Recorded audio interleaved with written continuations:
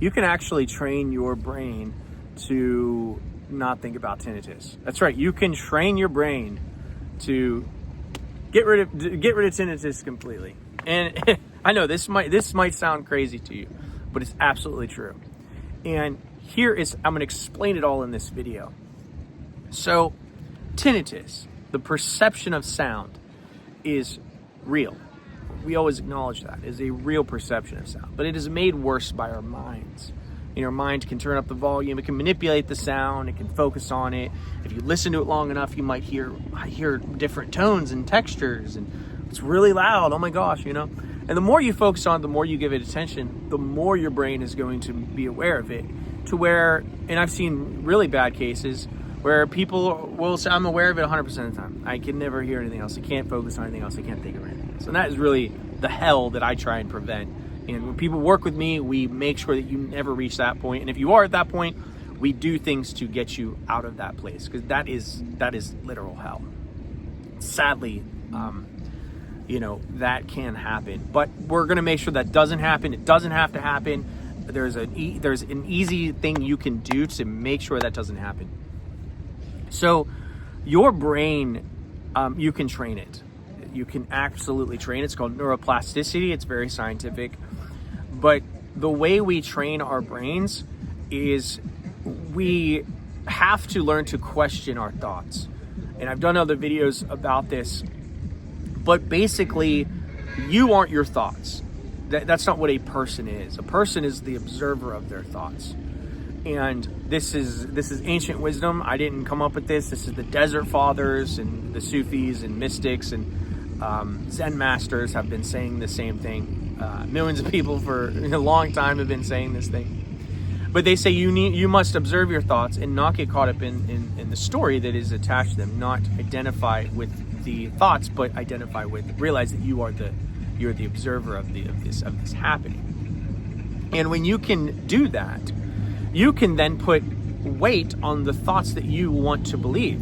Thoughts become a tool after you're able to do this, you practice this. But if a thought pops into your awareness that's like, oh, I'm going to suffer forever, well, you don't have to put weight behind that. And if you don't put weight behind it, if you don't dwell on it, if you don't think about it, that thought will over time begin to just disappear.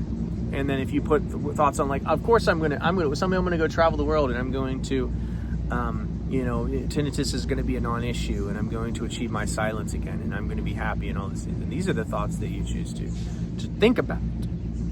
These thoughts begin to just pop in your head more often, but it requires you to have the discipline and the practice of retraining your thoughts. Cognitive retraining therapy. And this can be extremely difficult, because the first time you do it, if you've never even heard of this concept, observing your thoughts will feel like you're standing in front of a 20-lane highway with traffic just flying by. And you're going to be like, of course you're going to get caught up in the traffic at first.